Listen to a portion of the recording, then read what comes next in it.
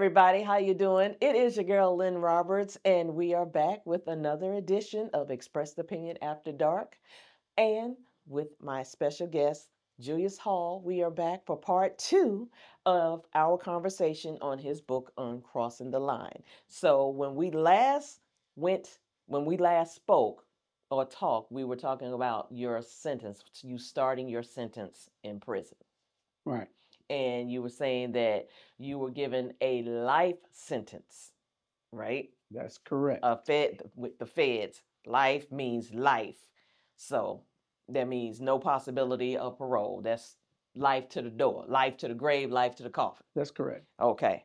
So that's where we're going to start off. So how soon after you were convicted did you have to start your sentence? Immediately. Oh, wow. Because normally, like sometimes they'll sit up there and tell you, okay, You got you 10 yeah, days to yeah, turn yeah, yourself in. get your affairs in order and all that kind of stuff.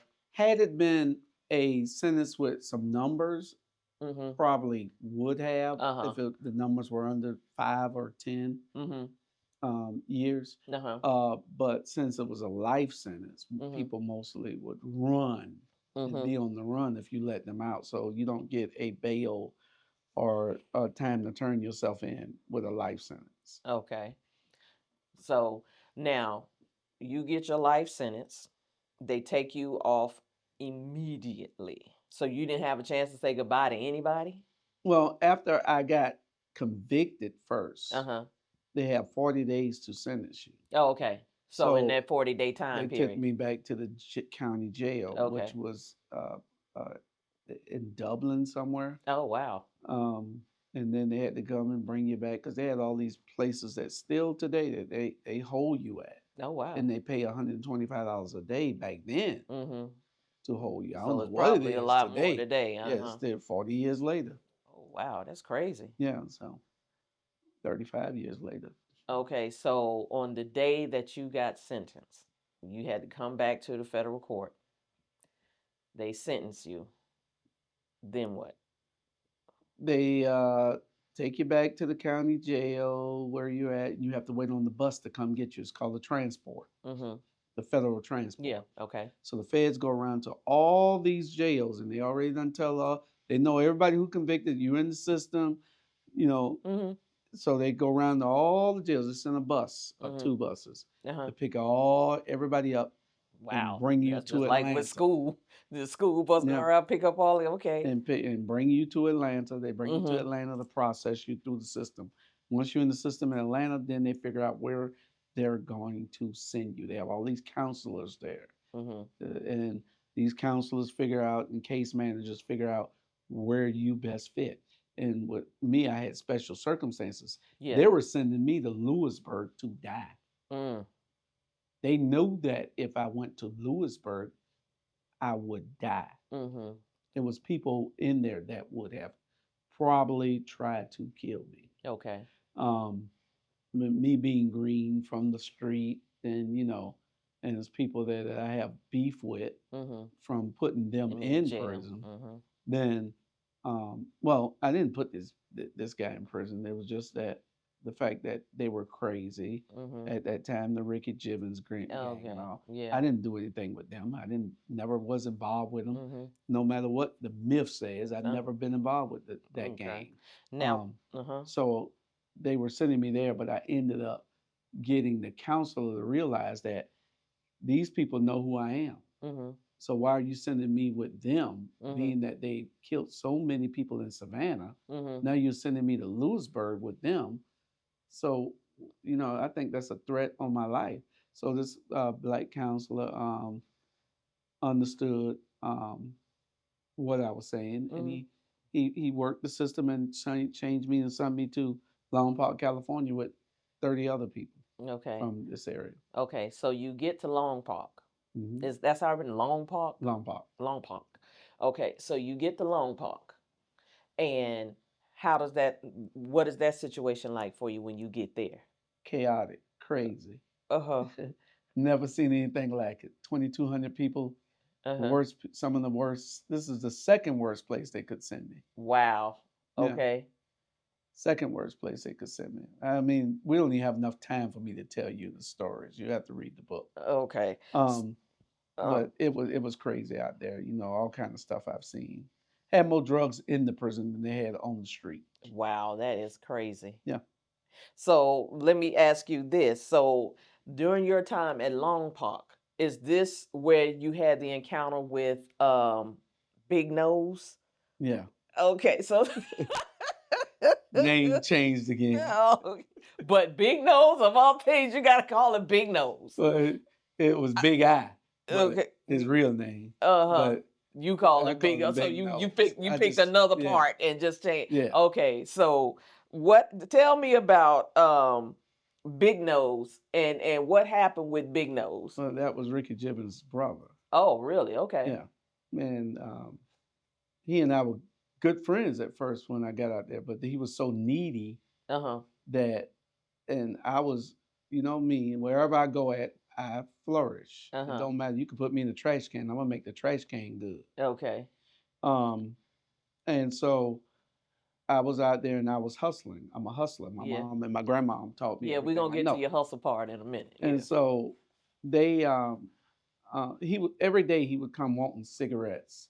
Mm-hmm. I don't smoke. I sold cigarettes. Uh-huh. Cigarettes was a form of money. Money. Yeah, So okay. I gambled every Mm-hmm. day. I ended up running gambling games for the Mm-hmm. next 20 years. Okay. Um, so, and then he got mad with me because I cut him off, Uh-huh. and he wanted the two cartons of cigarette, and I wouldn't give it to him. And he got mad and started telling everybody I was a cop from Savannah, and I was a this and that and this and that. Okay. And before you know it, the guys who I was dealing with were Bloods and Crips out there. They were my friends, Mm-hmm. and I was hiding their stuff. Mm-hmm. Their dope. I was hiding their dope. I had a life sentence, so it didn't matter what. Uh-huh. I Yeah. was still involved to some degree. I wasn't selling anything. They were just paying me for hiding it. Uh-huh. And so Big Guy got mad and told this other guy who I was. Uh-huh. And the other guy got mad with me because I was teasing him because he was messing with a gay guy. Uh-huh. So I kept teasing him around all the gangsters. Uh-huh. And this is a big old guy. He way bigger than the Adib. I'm talking about big old dude. He's 6'8", about 370. Uh-huh. Big old dude. Uh-huh. And called him Bigfoot. Oh Lord. And Sasquatch. yeah, he was a big old dude.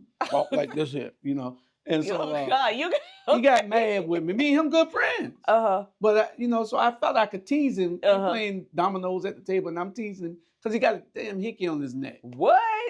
from a man. Okay. So I'm saying, dude, what you doing with a hickey on your neck? I don't know this stuff. I'm new to prison. Uh-huh. I don't know I'm supposed to tease a guy about nothing like that. I don't know this. Okay. I'm teasing the guy. Uh-huh. So me and this guy friends, but I thought, I could tease him. Uh-huh. You're dealing with a Yeah, man, dude. okay, This ain't no yeah. woman you dealing. That's a man you dealing with. Okay. So I'm teasing him, and he got mad. Uh-huh. So he exact revenge on me. Okay. So at the Big Eye, I done pissed Big Eye off same week, and them two talking. Mm-hmm. Big Eye tell him who I am. He had no idea who I was. Okay. So Big Eye tell him who I am. He has his girlfriend on the outside Uh-huh. contact the Savannah Morning News and get everything about me and all the articles, everything about me, and they send it into the prison. Wow. They catch it. Oh. The staff catch Yeah. it. Uh-huh. Because they monitor everything that comes in and out. Okay. They catch it. All right. So he beats them. They only monitoring certain people's mail. Oh, okay. He beats them by sending it to 15 different people. Uh-huh. 3 or 4 of them come through because Uh-huh. they're not monitoring everybody's mail. Okay. So some of it gets in. Mm-hmm.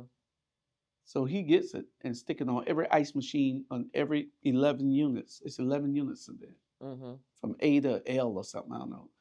Yeah. M unit or something. Mm-hmm. It's 11 units. He put one on every ice machine. He done made copies, went to the library, made copies, put it on every machine in there about my case. Uh-huh. So everybody in the prison know now that I'm an ex-cop. Wow.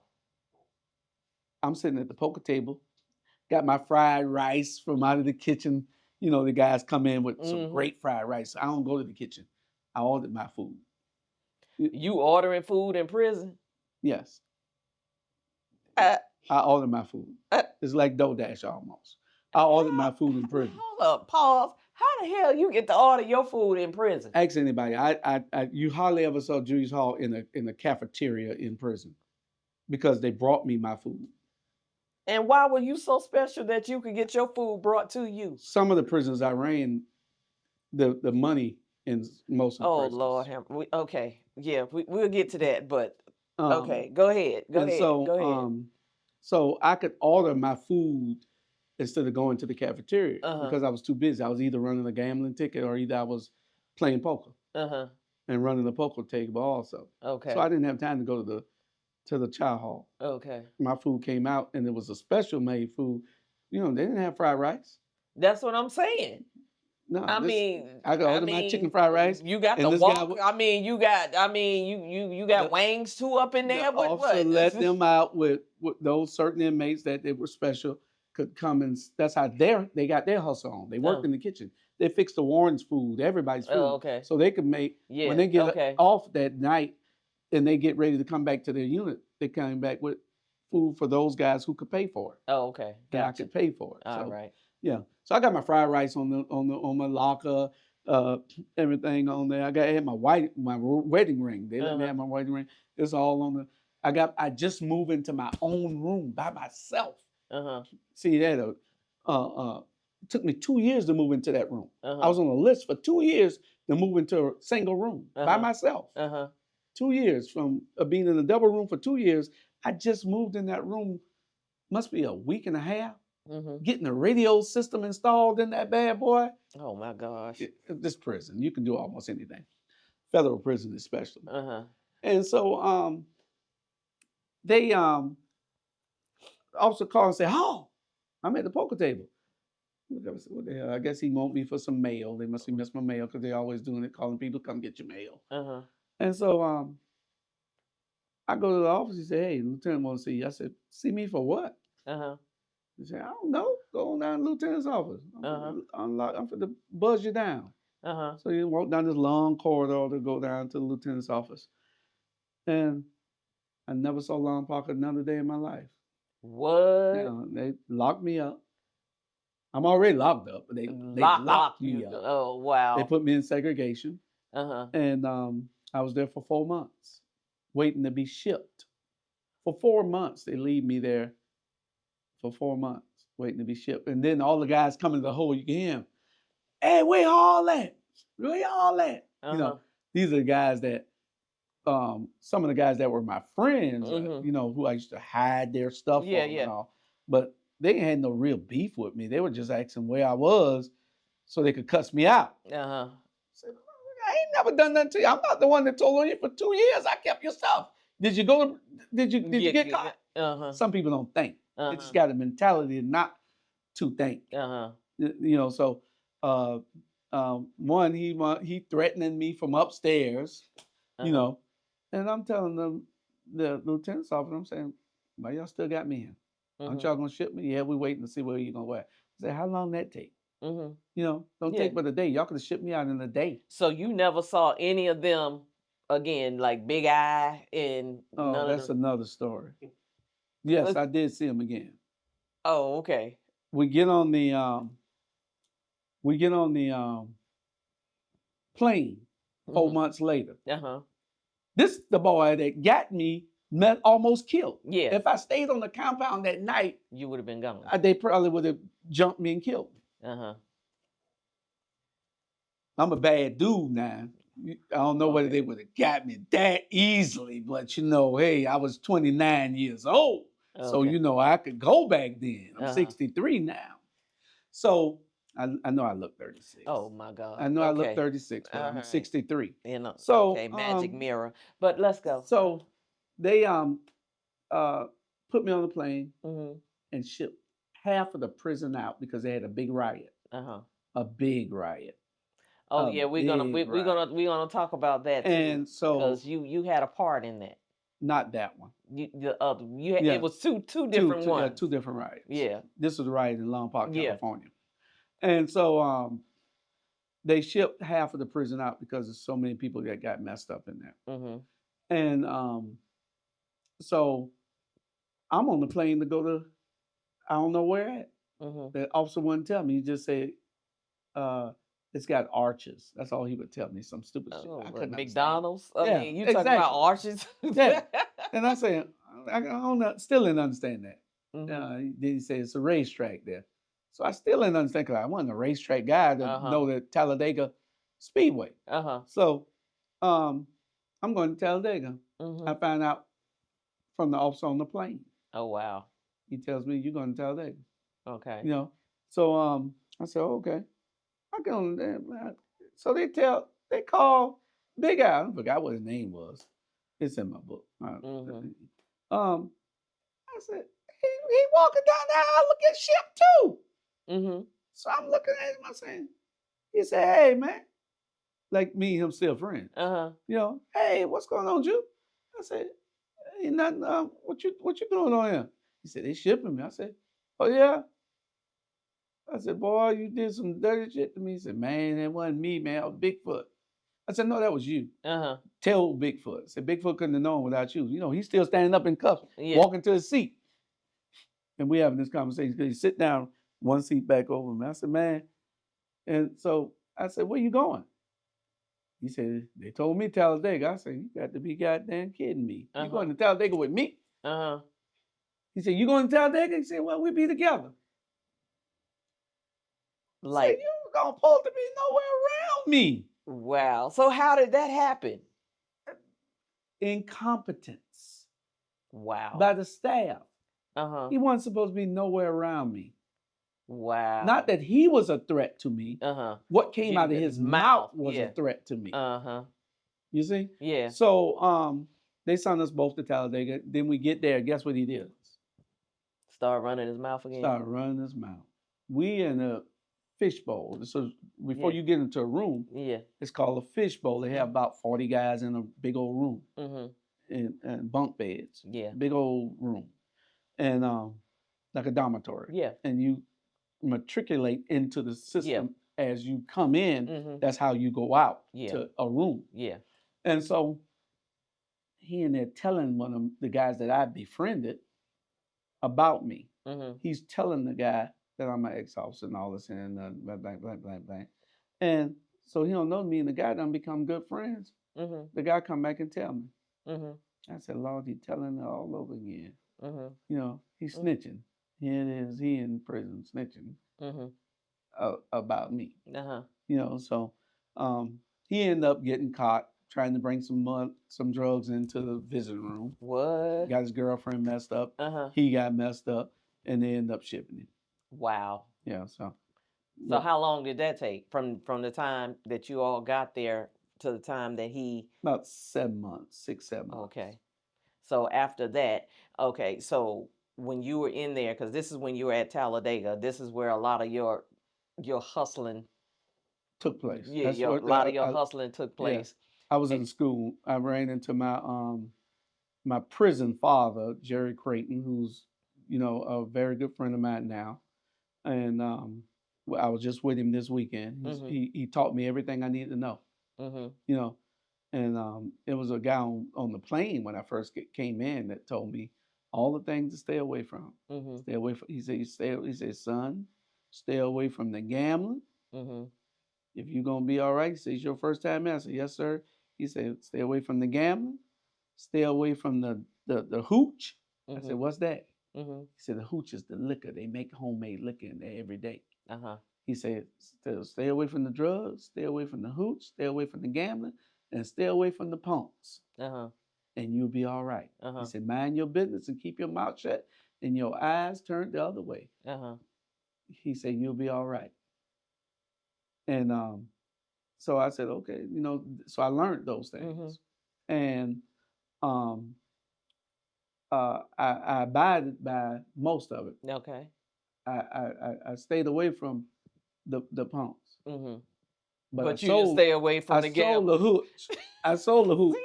I call it long pot punch. Oh my I God. was selling a milk bag. I get a milk bag stolen out of the guy would smuggle it out of the kitchen and bring it to me. I'd fill it up with water and we squeeze grapefruit juice. We pour sugar down it. We let it sit inside our coat on the back of our chair for 4 days while it ferments, and I would sell liquor in the prison. I could make it right now today. Oh my God. Liquor. Some liquor ferment for 4 days, Mm-hmm. 4 or 5 days. You let some grapefruit juice on a bunch of sugar, it's Mm-hmm. going to turn into alcohol Mm-hmm. that will get you drunk. Well, most fruits will do that Yeah. because I remember my grandfather used to make You can peach brandy. You can do it with a potato. Yeah, I know. That's how Yeah. you make vodka. Yeah. Mm-hmm. Yeah. So now, when you were in Talladega, is that where you met your roommate, Roosevelt? No, I met Roosevelt in Longpaw. Okay. When I went to, before when they locked me before up. Talladega. When they locked me up, that became my cellie. Okay. Him and his cellie was fighting. Uh-huh. When they brought me in that day, him and his cellie, they put me in the cell with the runaround. Uh-huh. So I loved it because the runaround in prison is the guy that he let out his cell every day to go do everything for everybody. Uh-huh. They call him the runaround. Okay. So I was in the cell with a runaround. I loved it because I love privacy. Uh-huh. When I use the bathroom, I don't want nobody around. Okay. When I'm doing anything, I don't want nobody around. Okay. So this guy was out of the cell most of the day and most of the night. Yeah. He was only locked up 1 or 2 hours a day or when he was asleep. Okay. So I loved it. Uh-huh. But then you hear this big commotion down there. Also, all officers running. They're going down the Roosevelt cell because he's fighting this Jamaican. Oh, wow. Okay. Right? Him and the Jamaican fighting. And so they got to separate. Mm-hmm. So they take the Jamaican out. And then next thing you know, they come into my damn room. I say, oh, what the hell, y'all? Oh, Hall, take your stuff. I said, I just got here. That's why you had I wasn't in there but a whole day. Uh-huh. It wasn't even a whole day. So it takes me down the row cell. Row, the baddest dude on the whole compound. Uh-huh. He is the importer of all drugs in Talladega. Uh-huh. I mean, in Long Park, California. Mm-hmm. He was the lead, Mm-hmm. the head of the El Rukins. Mm-hmm. The El Rukins was a group out of Chicago. He out of Chicago, the El Rukins. Him and Jesse Jackson's brother were best friends. Okay. Jesse Jackson's brother was on his indictment. Mm. And so they put me in the room with Ro. Mm-hmm. He's a Muslim, but he's the head drug dealer on the compound. And so they put that guy. Ironic. He was fighting in the cell I was in. So with the runner. Yeah. So I got to be locked up all day with Ro. Ro ain't going nowhere. Nope. Yeah. All we got was an hour out every day to go to the rack. Uh-huh. You know? So I'm kind of pissed, but I'm in there with Roosevelt and Daniels. Roosevelt Daniels, yeah, I think it's nice. And we end up being very good friends. He taught me how the preliminaries of playing chess, but chess bored me because it took too long. Oh, really? You were impatient. Yeah. So chess bored me. I don't play it right now today because it's boring to me. Uh-huh. But sometimes they say you gotta play chess, not checkers. Well, I try to play chess in everything I do, but chess bored me because it took too long. I need to make decisions fast. And so Ro taught me a lot of other stuff about daily prison stuff until I got to Talladega when Jerry took over, and Jerry really taught me and my brother-in-law, Eric Dixon. So how long were you roommates with Ro? 4 months. That's it? Yeah. Oh, okay. Because in the book you mentioned something happened to Ro. Yeah, Ro, we eventually got shipped. I went to Talladega. Ro got shipped to Indiana the day before me. Okay.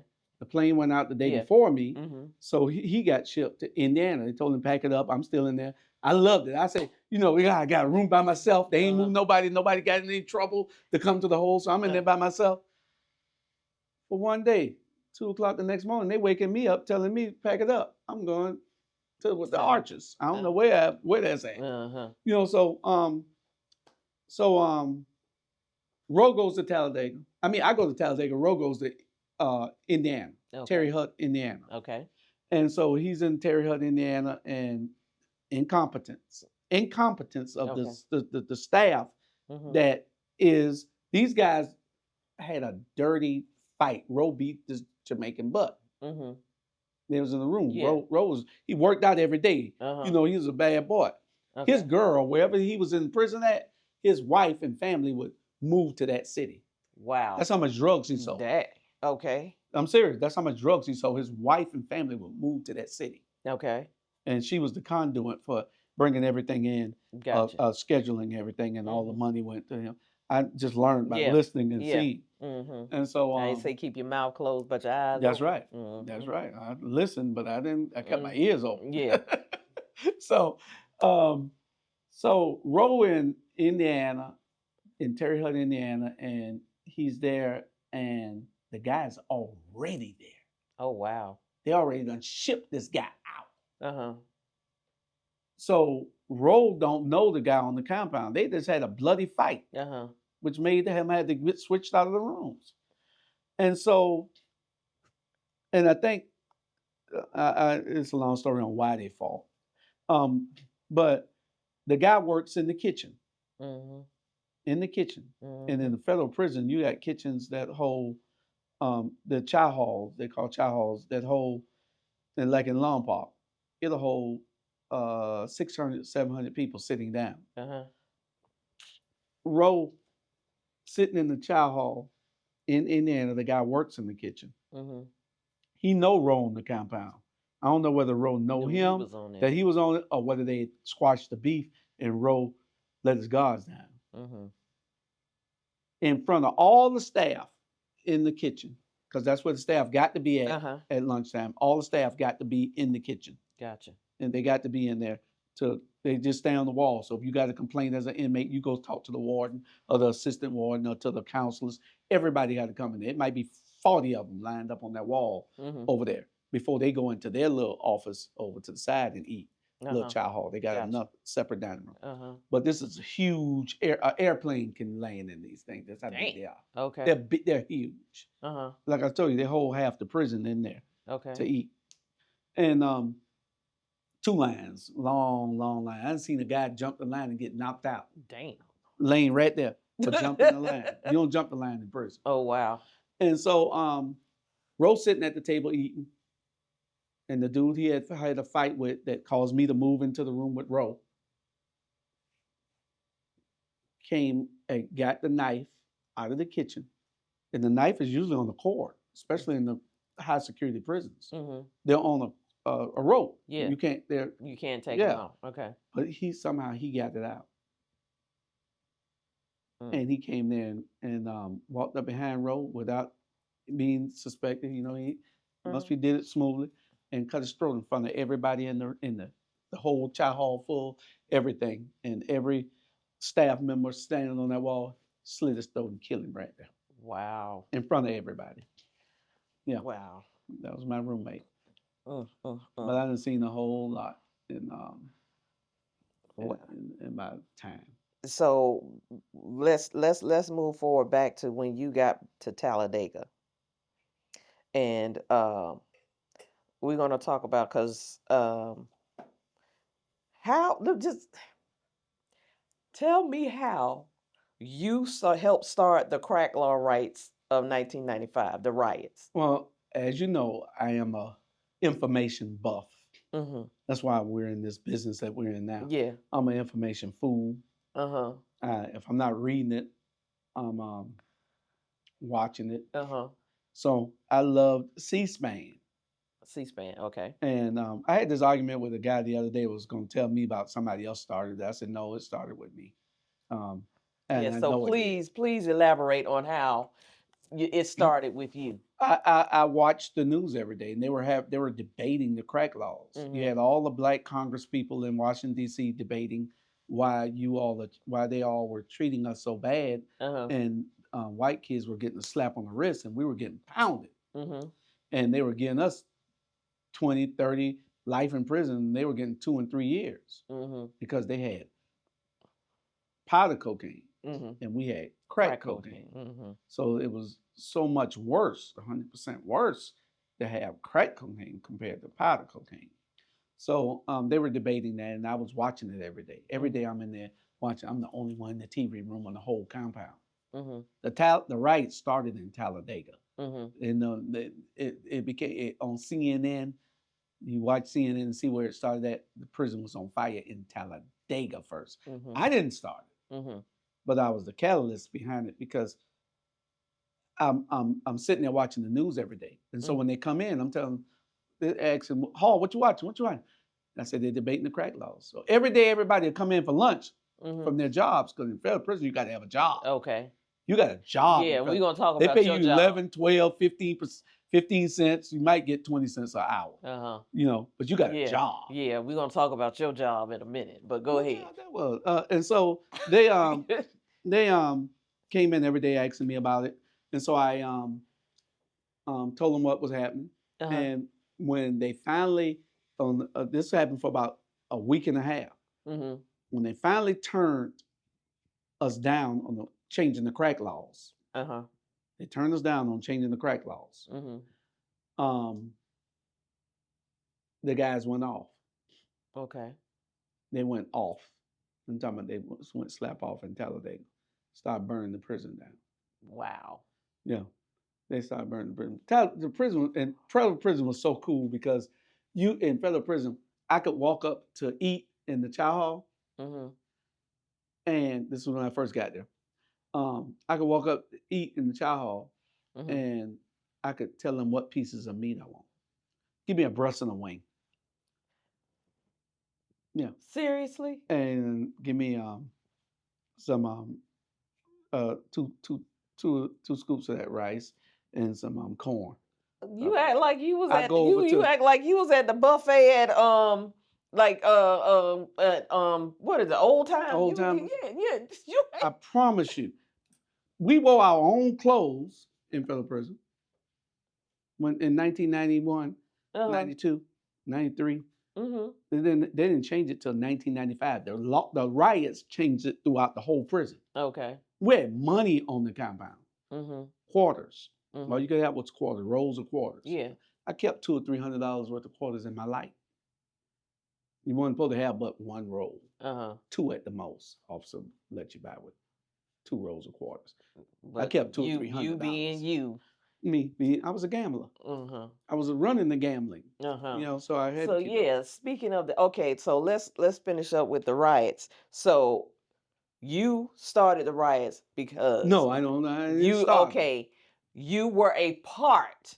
I was telling the guys that they just turned us down. Okay. So that particular that night, one of the guys threw a chair through one of the windows. Talladega Prison was one of the most beautiful prisons that you would ever walk on. When you walked on that campus, you would thought you was at college.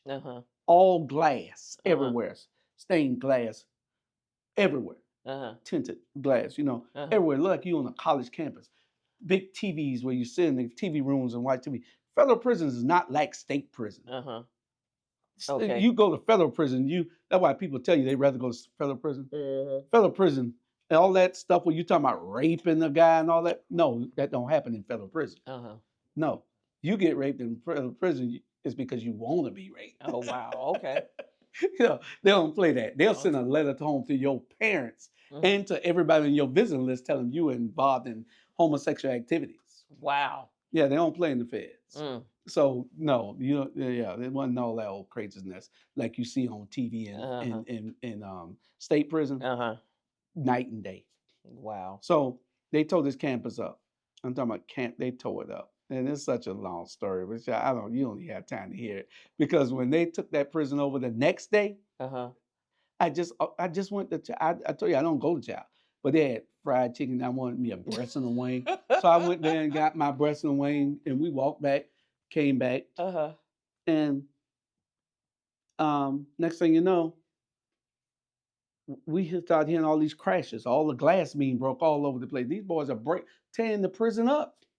They wearing masks on their faces, and bandettas. They're tearing the prison up. So the officers got together, and about 50 of them lined up across the thing, and this is like a college campus. I mean, Mm-hmm. little hills and all, Mm-hmm. pretty manicured lawns. You couldn't even walk on the lawn. You walk on that lawn, you go to the hole. If an officer walked on the lawn when this certain warden was working there, Mm-hmm. you went home for the day. What? You don't walk on his grass. The officer couldn't walk on his Dang. grass. He was a bad boy. And so so he the officers gathered up and they all lined up. Mm-hmm. And so they thought, well, we fit to charge them, run them back in the unit. You know, Mm-hmm. they done had their fun. We Mm-hmm. fit to put them all, lock them all down now. Mm-hmm. So the officers start coming. Boom, boom. All their riot gear. Boom, Mm-hmm. boom. 40 or 50 on them. But there's 600 guys right here looking at you. Uh-huh. What 40 or 50 guys gonna do with 600? Wow. Those 600 guys, the officers done march halfway there, right? Uh-huh. So they could take the units back over. Uh-huh. We could see them coming from the admin buildings coming this way. Those 600 guys start running at the officers. Oh my goodness. Doing this here. Oh my God. Are you serious? Like cowboys in there, I swear Yeah. to God. The officers turn around and start running. The officers turn around and start running back. I promise you, they ran the officers off the compound. They knew 50 guys couldn't do nothing with 600 guys that Mm-hmm. didn't mind. They'd Mm-hmm. already beat the officer up Mm-hmm. and all this. That's what I tell you. I didn't Didn't they start. take one hostage or Took something like took one hostage, and Schizo was on there talking about Schizo the control. He done took over. Schizo got 25 more years for that. Schizo the control. He on there talking about Schizo. This is an inmate. Yeah. He done took over the officer's radio and his keys and everything.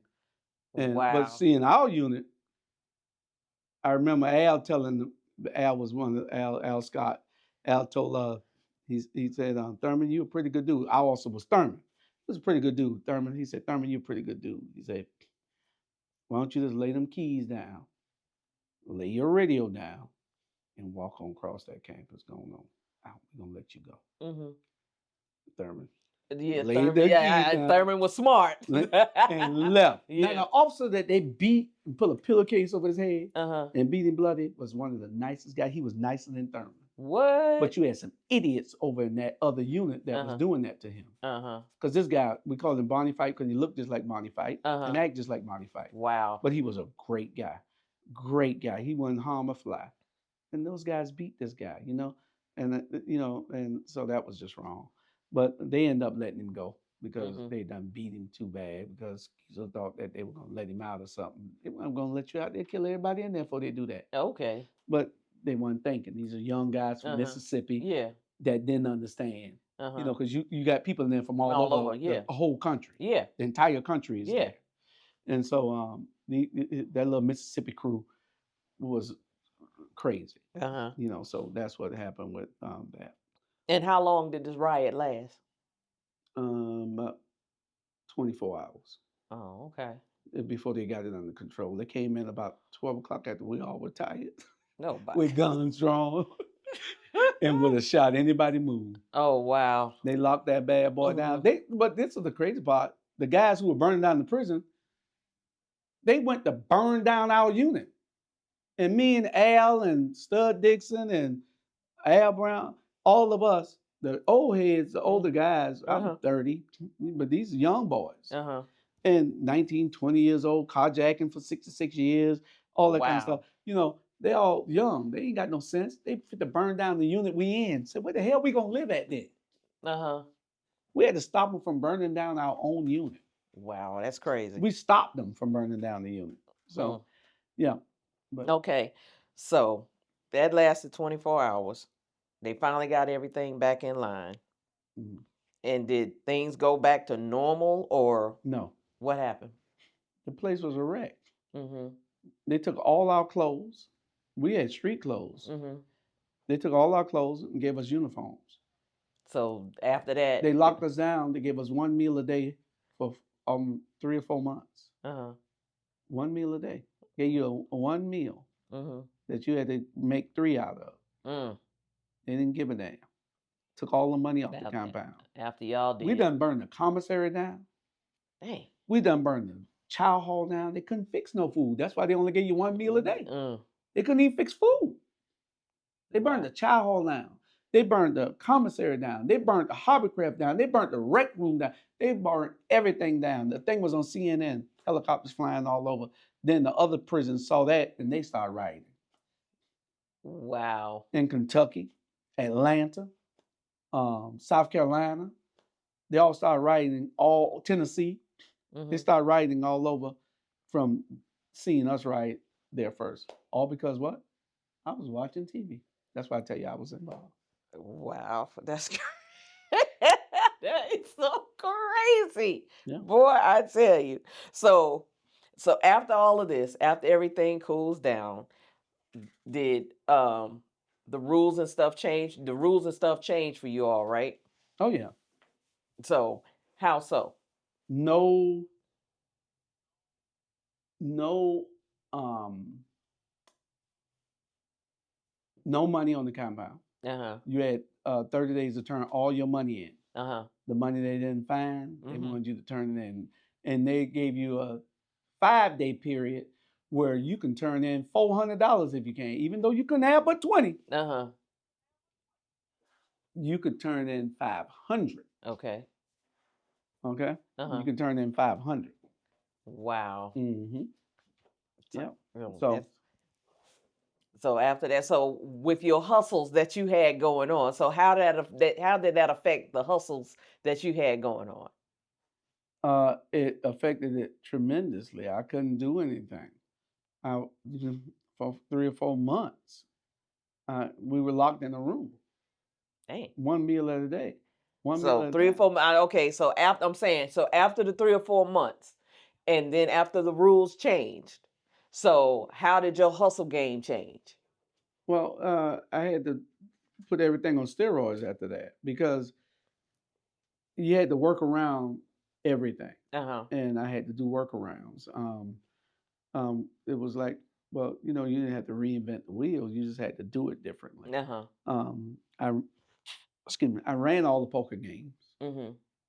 I ran 2 or 3 tickets, Mm-hmm. but I didn't take the responsibility for the tickets. I was writing the tickets, so I get 25%, Mm-hmm. whether the person lose or win. Uh-huh. I get 25% off it. So, Okay. like I said, at one time I was making so much money, and I was sending my daughter money. She thought I worked at the prison when she came to visit me. Wow. That's the truth. So at this time, how long had you been in the system? Uh, from 91 until 95. So you had been in there for 4 about years. 4 years. Mhm. Okay. So, and then you talk about the lessons that you learned while you were at Talladega. So what are those lessons that you learned at Talladega that you still use to this day? Well, it's a whole lot of them. When I wrote them, I didn't memorize them. I just was telling you things that. That's why I told you to keep my questions. Anyway, that I was like, but it was a number of lessons. I learned them all from Jerry. Uh-huh. And Jerry Creighton, like I said, he's Yeah. like my father. Yeah. We all just left off a trip. Yeah. Today I have a group, Mm-hmm. and there's still about 250 of us. No, wow. From my 21 years in prison, there's 250 of us that still are in contact. We just left Atlanta for every year for the last 9 years. We have together. get together, a reunion, Mm-hmm. a brotherhood reunion every year Oh, in okay. Atlanta for the last 9 years. And there's 250 of us Okay. in the group. But Jerry taught me a lot of things. And if you read the book, you'll find Yeah. a bunch of them, like prevention doesn't need a cure, Mm-hmm.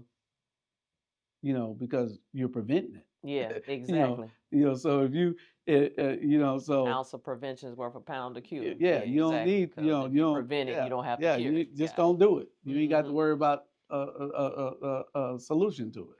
Exactly. But it's a number of things that he taught me. He said if a person is so sure on a bet Mm-hmm. and they're willing to bet you, Mm-hmm. and they're that sure that they're going to beat you, Mm-hmm. don't bet them. Don't bet them. He said because they can do it. I saw a guy stand in front of a locker, Mm-hmm. and he bet everybody in the room, in the dorm, Mm-hmm. that he can jump from on the floor on top of the light. Now, do you think it's a guy that can jump off from that floor right there Mm-hmm. and on top of that light? No, Yes, it is. it is. It is. On everything I love, it is. Oh, wow. It is. And I'm not even exaggerating. He can jump from that floor Uh-huh. on top of that light. Wow. It's almost like Superman. This dude name was Todd. His last name was Todd. He was an athlete out of Florida. Uh-huh. When I tell you, you know at the back of a bleachers, Yeah. when you go bleachers that you go to a game at, Uh-huh. and you could just and they're up to your head up there. Yeah. He'll stand right there at the back of the bleachers. He ain't got to walk around and jump up. He just hop up on 'em. I tell you, on everything I love. This is the most amazing thing I've ever seen. That's when Jerry told me, say, if a person willing to bet you that they can do it, do not bet them. Uh-huh. I was fit to bet him the $200 in quarters that he Uh-huh. could not did it. He said, if he do this right here, if he shake, you win. Uh-huh. He said, if he shakes, you win. Uh-huh. You win. If he stumble a little bit, Uh-huh. even if he make it, you Uh-huh. win. He was going to jump up there clean. Wow. And he jumped up there clean and took everybody's money except ours. Wow. Jerry said, I told you. I said, how in the hell did he do that?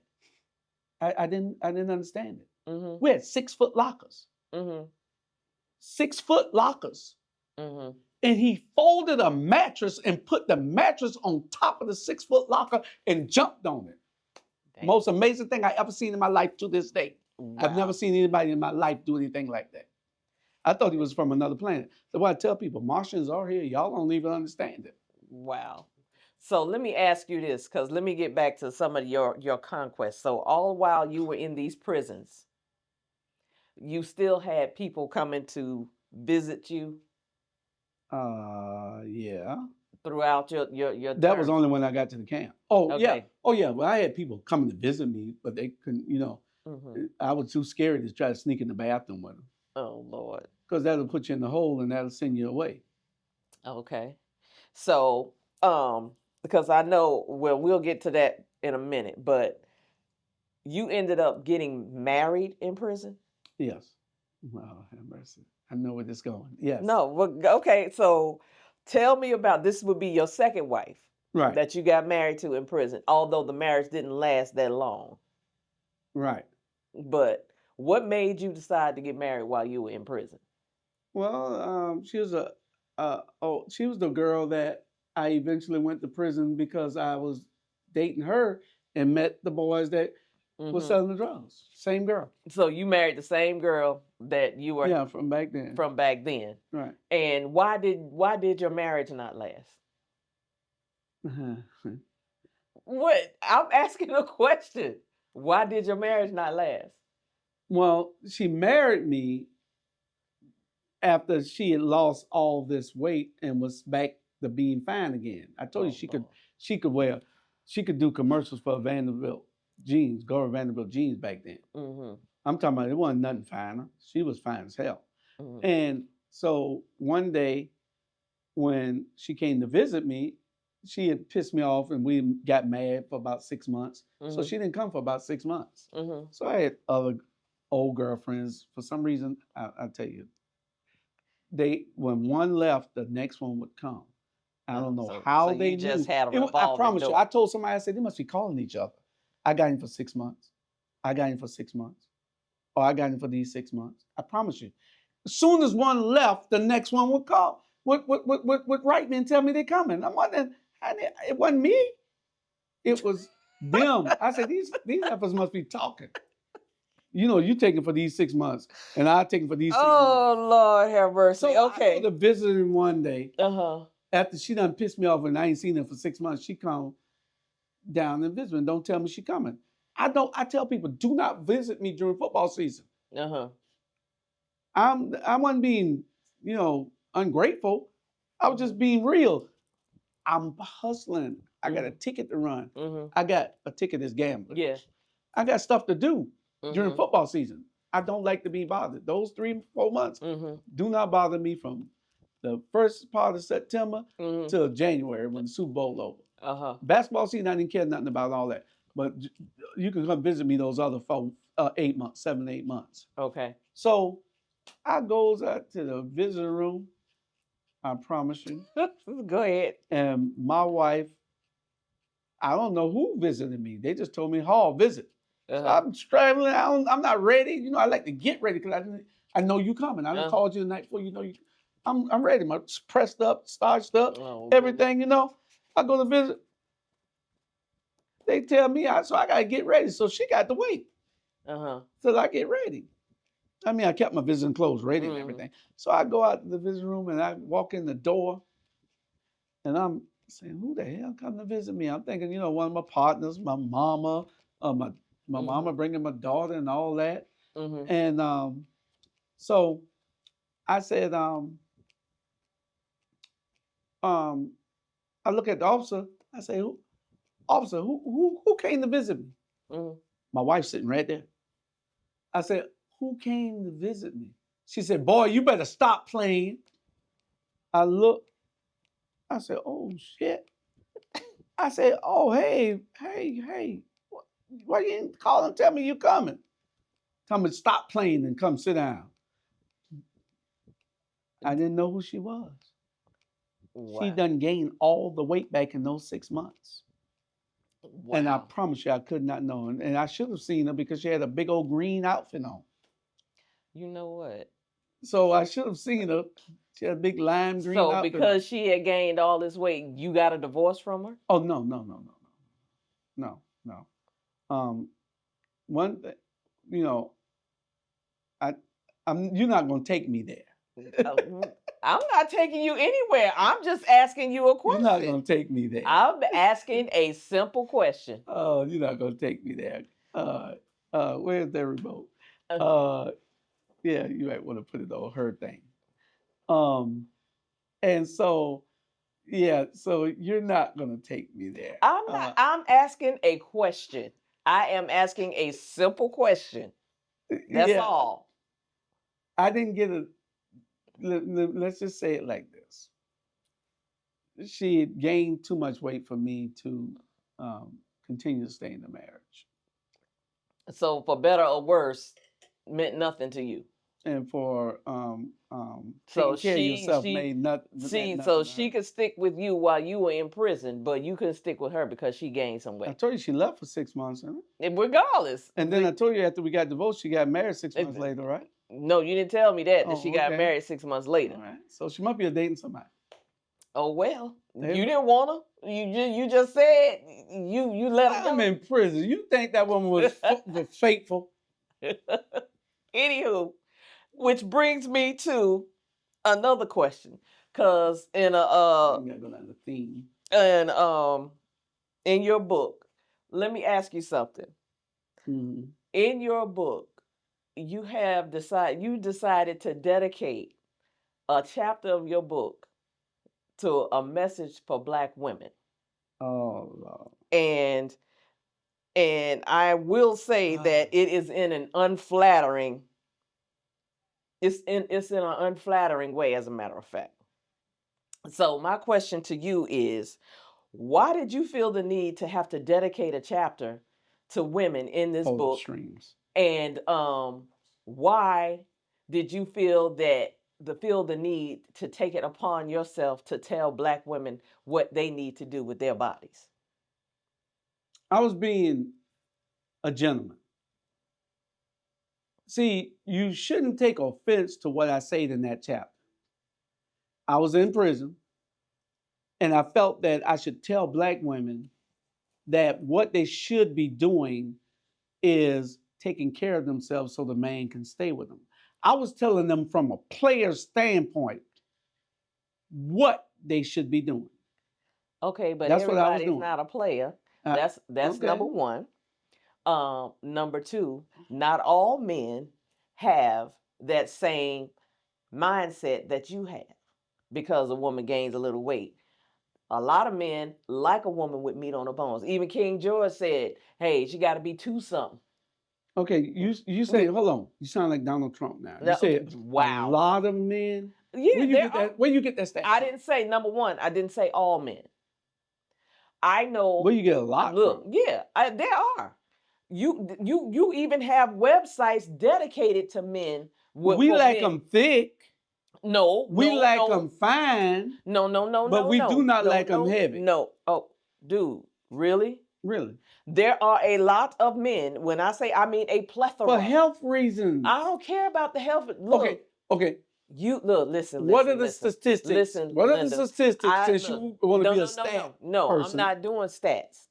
I am talking from like people that I know personally that like women on the heavy set side. That is their preference. Right. So not all men like women that are. I wasn't speaking about all men. That's what you said. I'm just telling you, no. No. That's what you said. I was telling you what a man wants. Uh-huh. A man wants a woman that is proportioned correctly, what you need so to that he can say, I can go out and I can put her on my arms. No, what you need to say is that's what you want. No. You need to speak for yourself. No. Can't speak for everyone else. No, I think that I am an authority on this. If you read the book, read the book. I read the book. All right, and I think I don't think you're an authority on that. I'm sorry. I think that I could tell you because I was in these conversations with men, and most men. The ones you're that right that it is a few of them, but 8 out of every 10 don't want that, and you will not see them stay with that woman either. They're not staying with that woman. So you can go out and get bussed up after you had that baby and think that man is going to stay with you. He's not. Well, what about because he's so you trying to say like men that do stay with their wives after having their children and their bodies being contorted in all type of ways to have their children, and just because they can't bounce back the way they did prior to having children, you're going to leave your wife? I didn't say I was. I said that the man would. I didn't have one of those women. So you should hold on. You just said your second wife was. No, that's a different story. I was in prison. Now, I didn't have one of those women like that. That I could say that is why I'm leaving you. Now I can, well, sort of, because that's not why we got divorced. She had an option, just like she lost it after she gained it after she had a baby, and she didn't have my child. Okay. She had her last child and she gained the weight. She never lost it. Then she lost it and started talking to me while I was in prison. Got back fine, married me while I was in prison.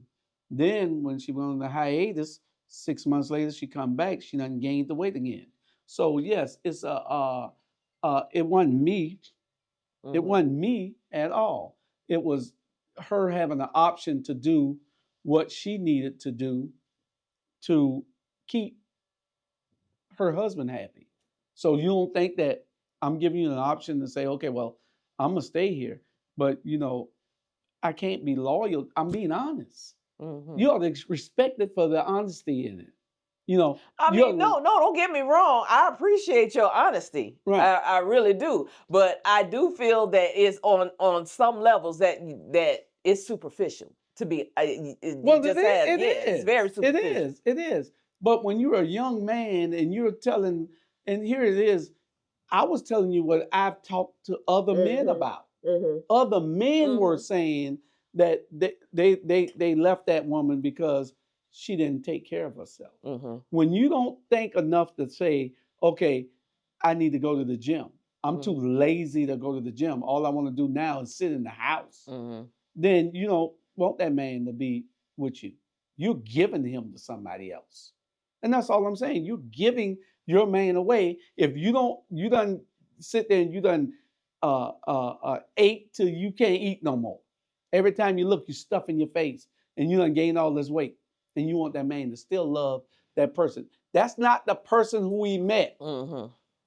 Well, like they say, people do grow, they do evolve, And that you man can't expect evolved too. you can't He expect a evolved person out. to over the years to stay the same, because if there's no change, then there's no growth. Don't you think white women in the gym more than us? That's a lie. They are. No, they're Yes, not. they are.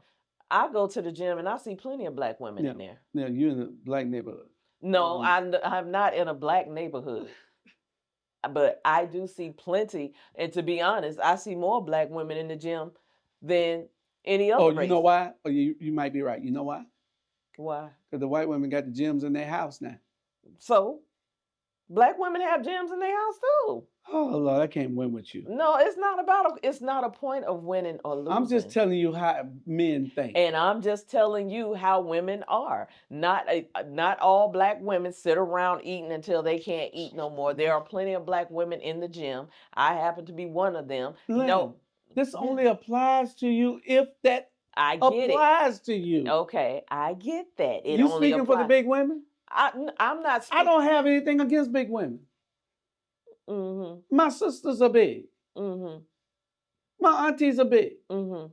I got big family members, cousins. So I just don't date them. Okay. Well, I love big women. Okay, I get that. That's your preference, but I'm saying the way it came off as, and if anyone who reads this, I was helping you out. That's what I'm saying. The way it came off as, because first they'll read it, because like the way I saw it.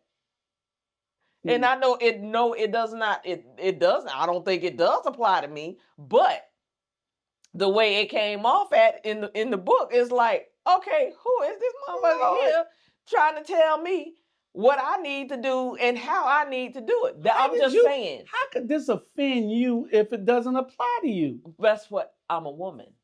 Now I wasn't speaking to women. I was speaking to big women. You know, but before. But you an Eminem away from being a big woman? No, I'm not. Okay, but then. I'm not an Eminem. I'm not. You know what? You make me so damn sick. I'm just saying. What? The way it came out, I just think some of the things you said in that chapter could have been worded a little differently. Okay? You know what? And I promise you, I'm gonna tell you the truth. And I'm gonna tell you the real truth. Mm-hmm. I was way worse. I can believe it. I changed that chapter to be nice. That's nice. Well, I hate to see what worse was. You don't want to see the original text in that. Man, I hate to see what nice was. Ask Natalie, because Natalie was the first one that read the book. And Natalie's an oversized woman. Ooh, man, you would have been fighting, reverse headlock for sure. What they call it? Not oversized. Plus size. Plus size. Natalie's plus size, but Natalie was editing the book for me. Mm-hmm. And I told Natalie said, you got to change this. I said, for what? You're too mean. How do you want big women to read this? I said, I'm being big women's friend. I said, some people don't like honesty. No, you can be honest, but you can be tactful with it. I changed it and I became tactful in that. If you thought that was worse, I'm gonna let you read the original context. All right, well, we're gonna move on from there. Cause we gonna let that go, because we could go all day just on that.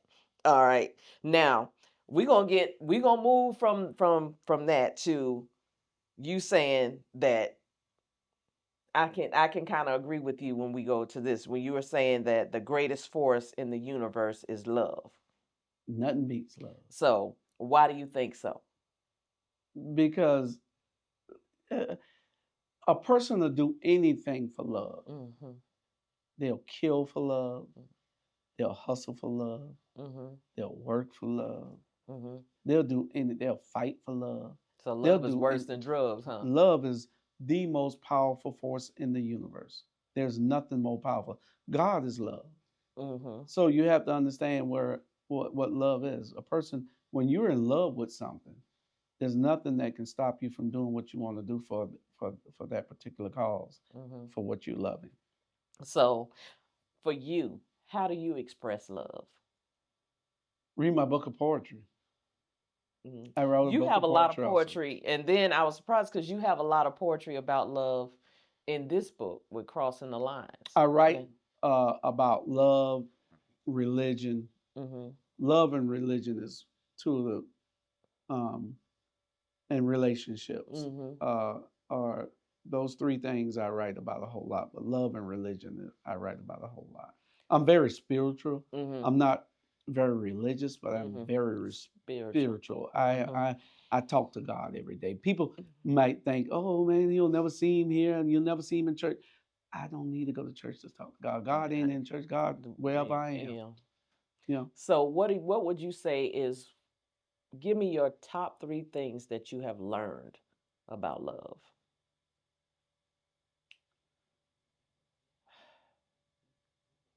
what type of love? Whatever love that that comes to mind for you. We'll talk about the love of life, the love of your life. Mhm. What type of love is that? How do you? Well, I have to be in love. Mhm. It's just in my spirit. Mhm. God made me in a different way than He made everybody else. And how so? How do you Um, say that? because I have to have somebody to love. Mhm. It's just, and that's just who I am. And it ain't just I got to have somebody. I got to have that particular woman to Mhm. love. Mhm. You know, I So love my wife. yeah. So So I was had a crush on my wife since high school, mhm. but it took me 40 years later to marry. Well, it wasn't 40, but yeah, Mhm. almost 40 years before Mhm. I could marry. When I was 51 years old. Mhm. So Hey, never too late for love. right. So so love unconditionally, Mhm. as long as the person know what the conditions are beforehand. Then you can love unconditionally. There are conditions, Mhm. but you can love unconditionally as long as the person know how to keep you in love with them. The Mhm. person got to know how to keep you in love with them. Okay. If you're gonna marry me and then you're gonna turn into the hag of the West, the Mhm. hell, that's not loving me. Okay. You're disrespecting me. True. Okay. So let me ask you this, by you saying that. So what are some of the things that you do to keep your wife in love with you? Just being me. I'm honest Mhm. about what I do and what I want. She might not listen all the time because she has selective memory. No, oh But really? my wife is easy to love Mhm. because she might be a headache some days, Mhm. but she knows how to understand me, Mhm. and she understands who I am. Mhm. So it's easy to love her because of who she is. Mhm. I love the God that's in her, Mhm. you know, and with me, there's a little devil on this set right here talking to me all the time right here. Mhm. So she's my balance. Okay. So let's go back just a little bit, because we was on what you were saying, the message to black women, because you wrote that while you were in prison. So let's fast forward to the day when you found out you were getting out of prison.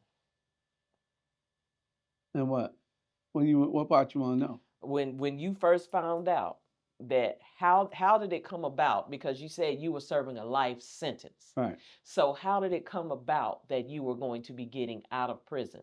And when you found out, what did you do? Shout out to Janet Reno.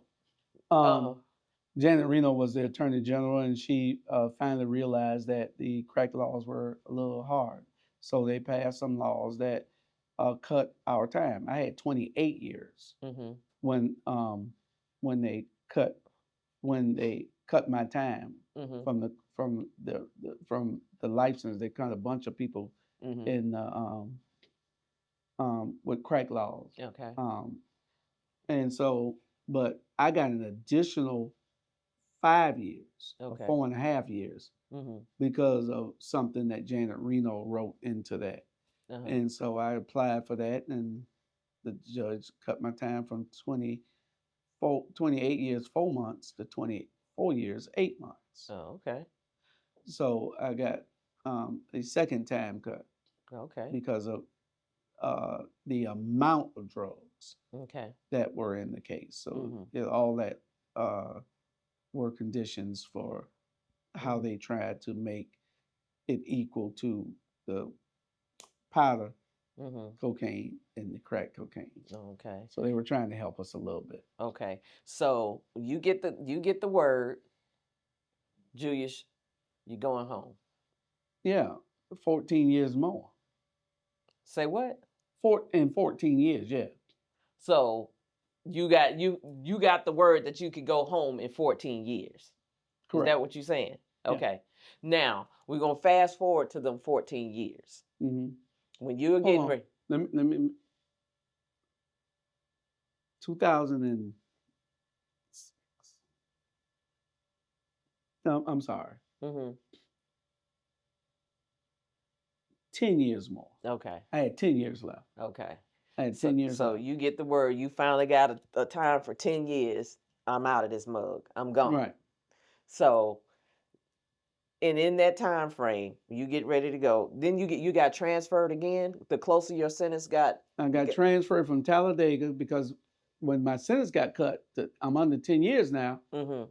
I can go to a camp. Okay. But I had to get out of that high security prison because my security level is too low now. Uh-huh. So, but I had 10 years and some months. Mm-hmm. So they didn't ship me, to a camp where I should have been going to. They told me I had to be at the camp under certain criteria under my sentence.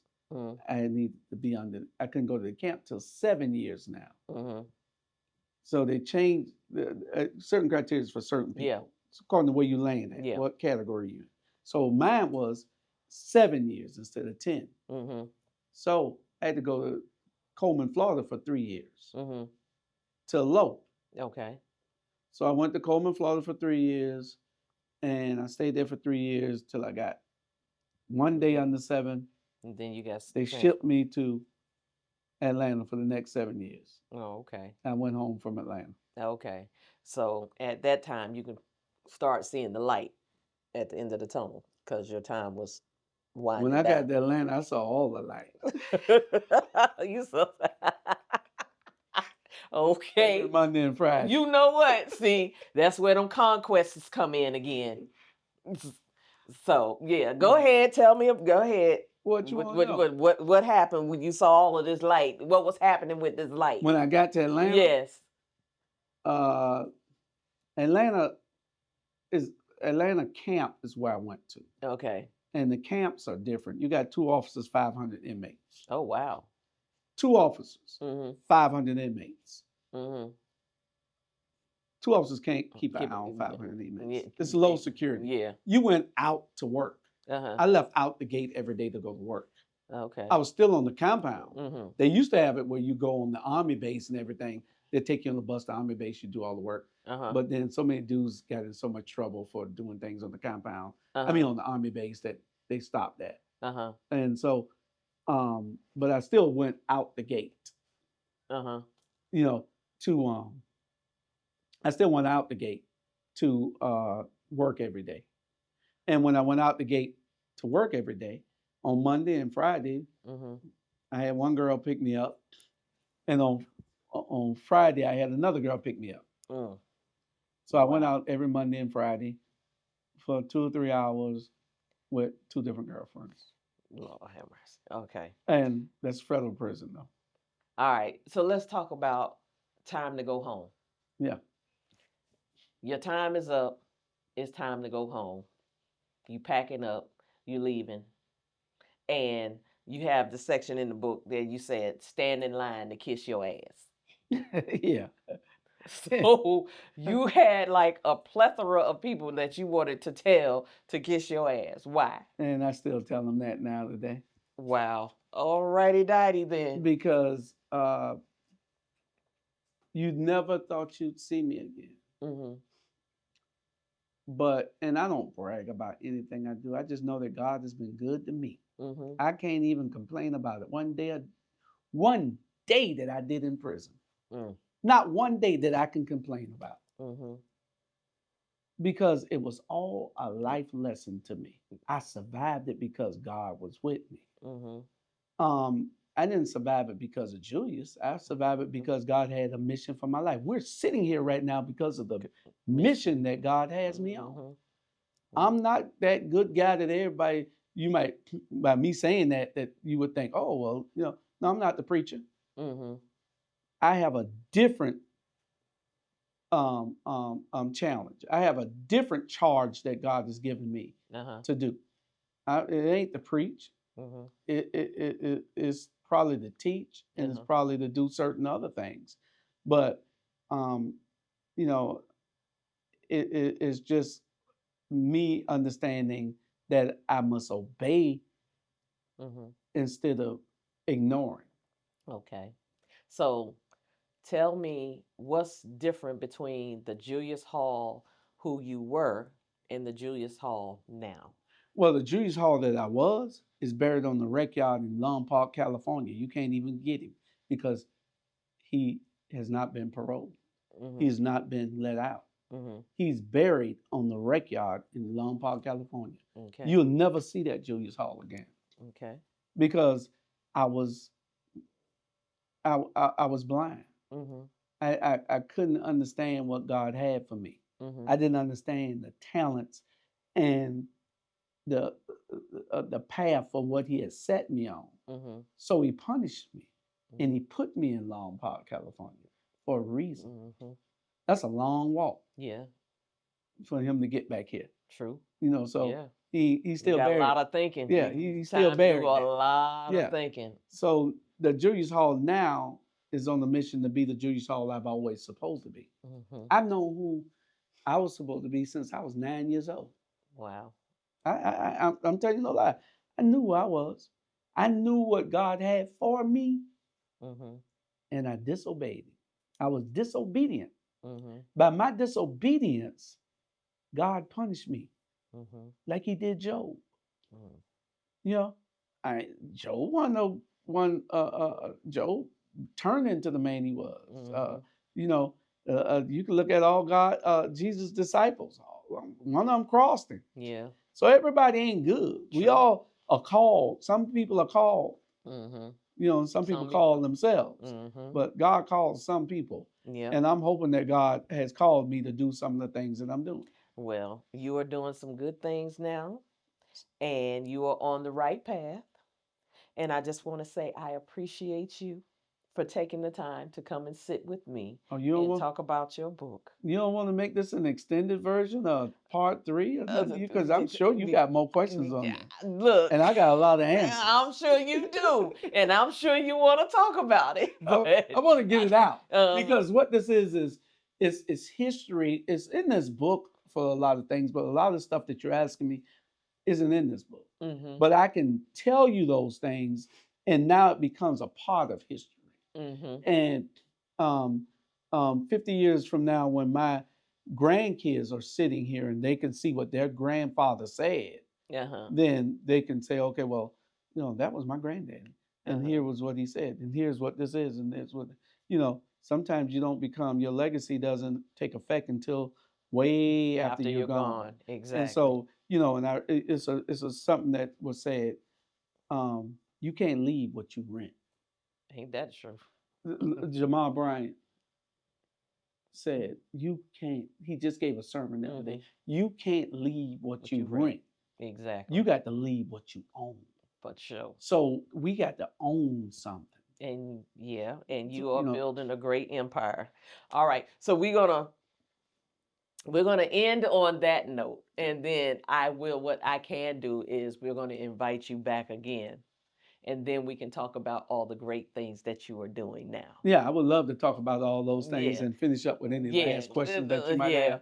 We can definitely do you that. might need an extended version, like a 90-minute section, so we can finish it up. Oh my God. And, what is going to hurt? it's See, this is what I'm saying. Okay. Anywho, we're going to wrap things up on that note. Julius Hall, thank you so much for being here. Thank you You're for welcome. joining me. And I really appreciate you. I made it through. Yes, you did. We're going to toast to that.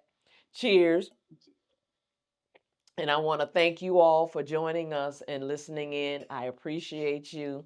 And we'll see you next time on Expressed Opinion with Lynn Roberts. So until then, Buy the book. smooches.